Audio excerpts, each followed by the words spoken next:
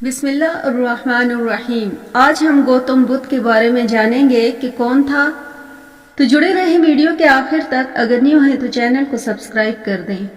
آپ کا اصل نام گوتم سدھارتھ تھا۔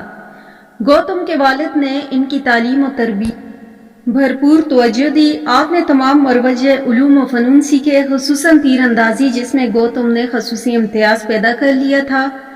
بدھ روایت کے مطابق ان کی پیدائش پر ایک نجومی نے پیشن گوئی کی تھی کہ اگر انہوں نے دنیا کی مصیبت کا مشاہدہ کیا تو وہ تارک الدنیا ہو جائیں گے، ورنہ ان کی خدمت میں دنیا کی بادشاہت ہے۔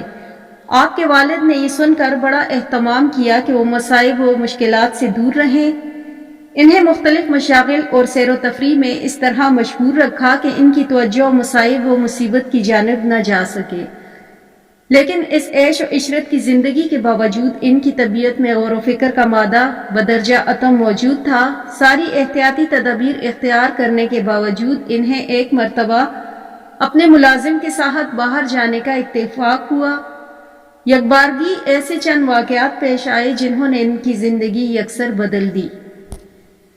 ایک دن شہزادہ گوتم ایک پرتکلف آراستہ ارتھ میں سوار ہو کر شہر کی گلیوں میں گھومنے نکلا کہ اس کی نظر ایسے بوڑھے شخص پر پڑی جو لڑکھڑاتا ہوا جھونپڑی سے نکل رہا تھا اور اس کے جسم پر چیتھڑوں کے سوا کچھ نہ تھا۔ یہ دیکھ کر شہزادے کی حالت عجیب ہوئی۔ پھر ایک مریض پر نظر پڑی جو حالت مرض اور شدت تکلیف سے بے قرار تھا۔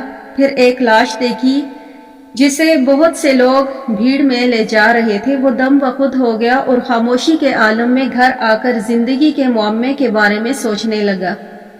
اسے زندگی میں پیدا ہونا، بوڑھا ہونا، مر جانا اور وہ پھر دوبارہ پیدا ہونا، لیکن افسوس کہ اس اذیت اور مصیبت سے فرار کی کوئی راہ نہیں، بڑھاپے اور موت سے بچنے کی کوئی تدبیر نہیں۔ اس کے بعد ایک تارک الدنیا فقیر پر آپ کی نگاہ پڑی جس کے چہرے پر متانت و اطمینان کی کیفیت نمایاں تھی۔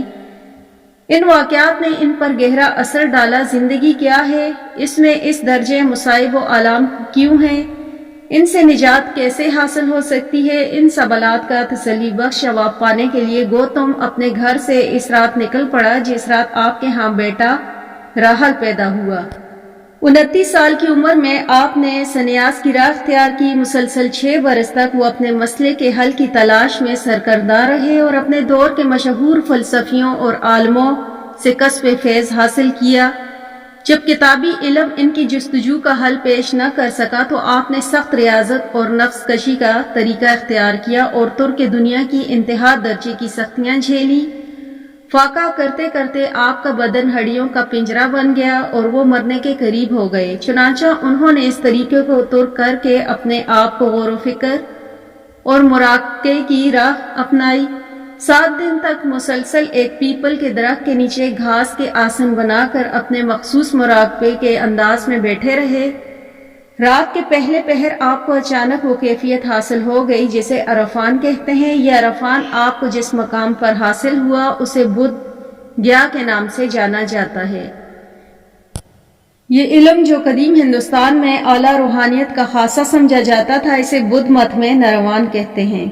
35 سال کی عمر میں نروان حاصل کرنے کے بعد اپنی بقیہ عمر کے تقریباً 45 سال گوتم بدھ نے زندگی کے مسئلے اور اس کے متعلق اپنی دریافت کردہ حل کی تبلیغ شمالی ہند اور خاص طور پر اس کے مشرق حصے میں گھوم پھر کر گزارے۔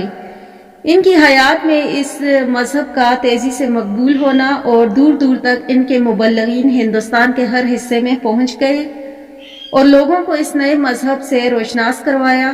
عام روایت کے مطابق گوتم بدھ نے 80 سال کی عمر میں فاصلے پر شمال مشرق میں کسی ناراں کے مقام پر وفات پائی۔ ہندو رسم کے مطابق ان کی لاش نذر آتش کی گئی۔